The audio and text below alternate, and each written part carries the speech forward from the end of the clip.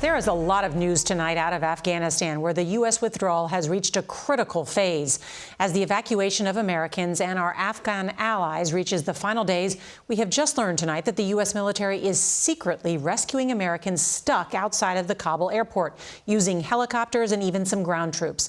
About 4,500 Americans have been flown out of the country so far, and the State Department now says it has a clearer idea of how many remain and is desperately trying to contact them.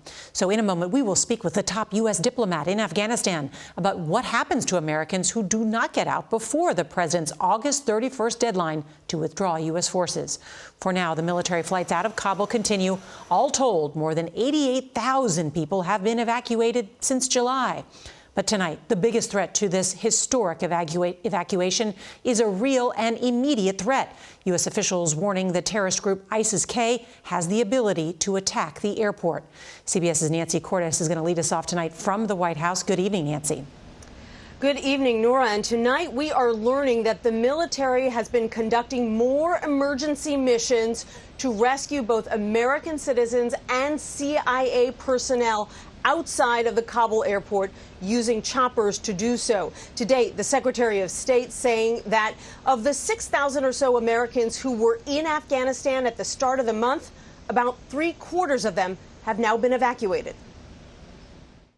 This is very high risk. Secretary Blinken said the State Department has contacted about 500 Americans in the past 24 hours, giving them instructions on how to get to safety.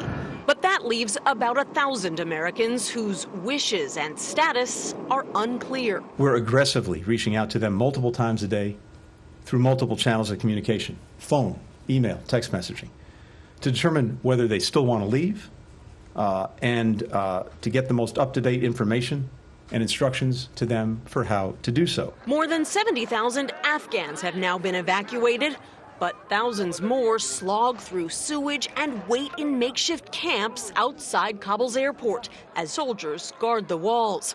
Reporter Sikander Kermani from our partner BBC spoke to some who have the papers to leave and many who don't. We've been waiting here for 6 days and 6 nights. The American embassy told us to come here, but we can't get past all these crazy people. There's no way we can stay here. The Americans should shoot us or let us through.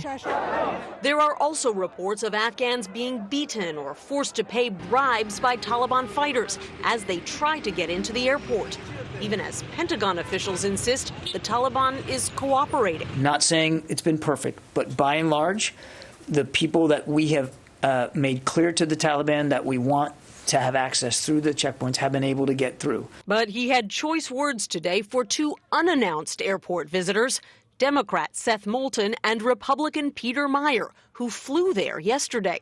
They certainly took time away from what we had been planning to do that day. The 2 congressmen called it oversight. Some of their colleagues called it a stunt. It was not, in my view, a good idea.